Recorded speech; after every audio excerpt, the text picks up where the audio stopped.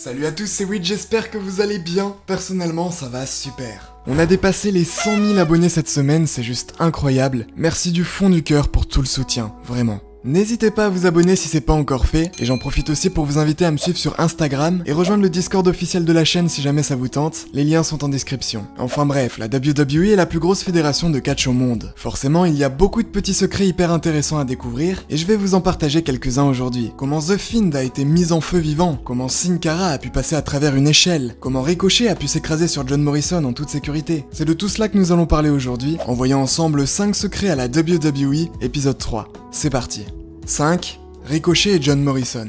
On commence avec une action qui s'est passée cette semaine durant l'épisode de Raw. Si vous avez pas regardé le show, John Morrison affrontait Ricochet. À un moment du match, Morrison se retrouvera assis sur les barrières de sécurité, et c'est alors que Ricochet va effectuer un saut depuis le ring, afin d'atterrir directement sur son adversaire.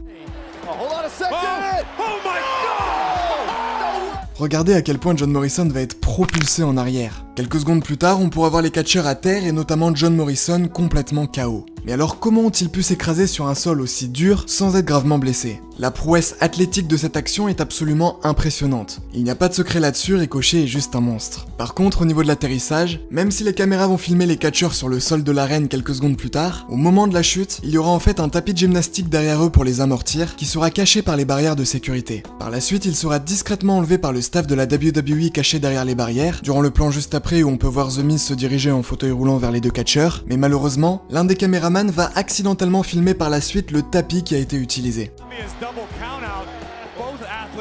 C'est vraiment dommage parce que toute l'action aurait pu être parfaitement clean si le staff avait juste décalé un peu plus le tapis. Évidemment, cela n'enlève en rien le talent de ces deux catcheurs pour réaliser un saut aussi impressionnant.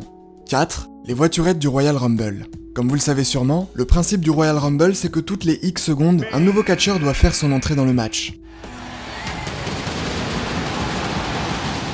Il y a en général 30 participants et le seul moyen d'éliminer un adversaire, c'est de le jeter en dehors du ring en le faisant passer par-dessus la troisième corde. En général, ils arrivent en courant puisque dans ce type de match, beaucoup de catcheurs doivent être éliminés, beaucoup doivent faire leur entrée et donc il faut que ça soit assez rapide. Le problème, c'est que parfois le Royal Rumble se déroule dans des arènes immenses. Par exemple, en 2017, il avait eu lieu dans l'Alamo Dome à San Antonio au Texas, devant près de 50 000 spectateurs. Ce soir-là, les catcheurs qui devaient faire leur entrée à pied devaient courir pendant de très longues secondes avant d'enfin arriver sur le ring. Afin de régler le problème, la WWE va tout simplement utiliser une voiturette qui transportera certains catcheurs de la scène d'entrée jusqu'au ring. En gros, on va filmer le début de l'entrée du catcheur, puis on coupe rapidement la caméra afin de filmer uniquement le ring jusqu'au moment où le catcheur sera arrivé. Comme vous pouvez vous en douter, les fans sur place pourront filmer ce moment afin de nous le partager.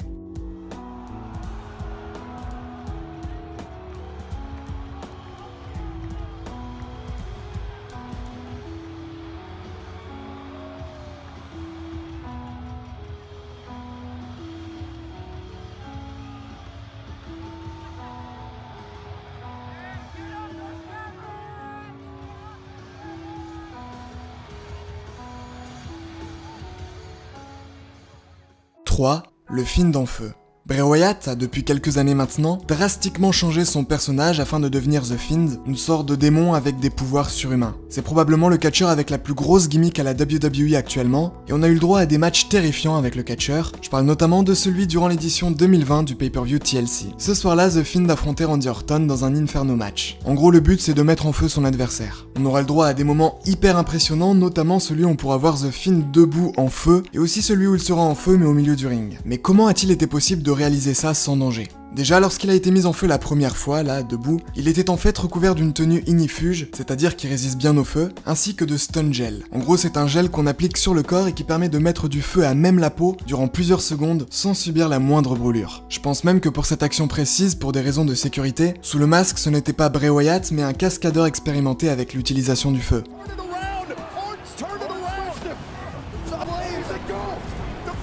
Ça c'était pour la première partie. Ensuite, concernant le moment au milieu du ring,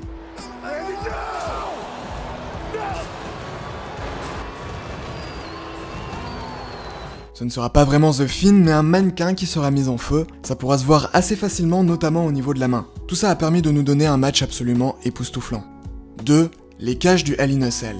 Est-ce que vous saviez qu'il est possible de précisément savoir à l'avance si des catcheurs vont monter sur la cage d'un Hell in a Cell match, et même l'endroit précis où ils vont grimper? Comme vous pouvez le voir sur cette image, les bottes des catcheurs sont souvent très larges. Le problème avec ça, c'est que lorsqu'ils veulent monter sur la cage durant un Hell in a Cell match par exemple, leurs pieds ne peuvent tout simplement pas passer à travers les petits trous de la grille. Pour régler ça, la WWE va tout simplement découper des trous un peu plus larges au niveau de la cage, ce qui permettra aux catcheurs de pouvoir insérer plus facilement leurs pieds et donc de monter sans trop de difficultés. Par exemple, durant le match récent entre Drew McIntyre et Randy Orton, on pourra voir à 2 endroits de la cage cette espèce de montée de trous, et ce sera comme par hasard précisément les endroits où les catcheurs vont aller durant le match. Désormais, vous ouvrirez l'œil pendant les Hell in a Cell, et si vous remarquez ces trous sur la cage, ça veut probablement dire que les catcheurs vont y grimper.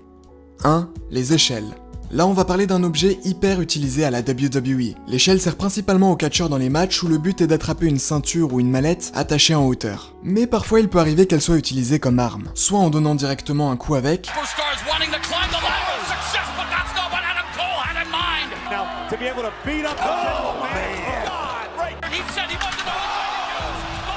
soit en l'utilisant un peu comme une table. C'est-à-dire qu'on va disposer l'échelle horizontalement afin de faire passer un catcheur à travers celle-ci.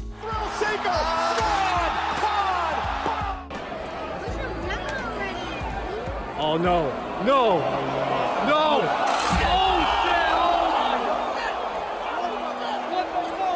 C'est évidemment très impressionnant, mais surtout on peut se demander comment c'est possible. Si vous questionnez le dos de Kevin Owens, je pense qu'il pourra vous assurer que de base une échelle c'est bien solide. Alors en fait ça dépend des cas. Par exemple lorsque Jeff Hardy va s'écraser sur Edge, l'échelle semble être normale. De base, elles sont assez légères et moins solides que de vraies échelles, et comme vous pouvez l'imaginer, lorsqu'une force assez importante s'exercera au centre de l'échelle, elle va pouvoir se briser assez facilement puisque c'est là où elle est le moins résistante. C'est d'ailleurs pour cette raison que Jeff Hardy va sauter sur Edge au milieu de l'échelle et pas sur l'un des côtés. Mais dans le cas de Sin Cara qui sera jeté par Sheamus, les plus attentifs auront certainement remarqué une petite anomalie au niveau du milieu de l'échelle. On a l'impression que ça a été repeint en gris. En fait, cette échelle va être fragilisée à cet endroit pour être sûr qu'elle se brise au moment où Sin Cara y sera jeté. Par la suite, pour cacher ça, on va la repeindre et elle sera alors prête à être utilisée.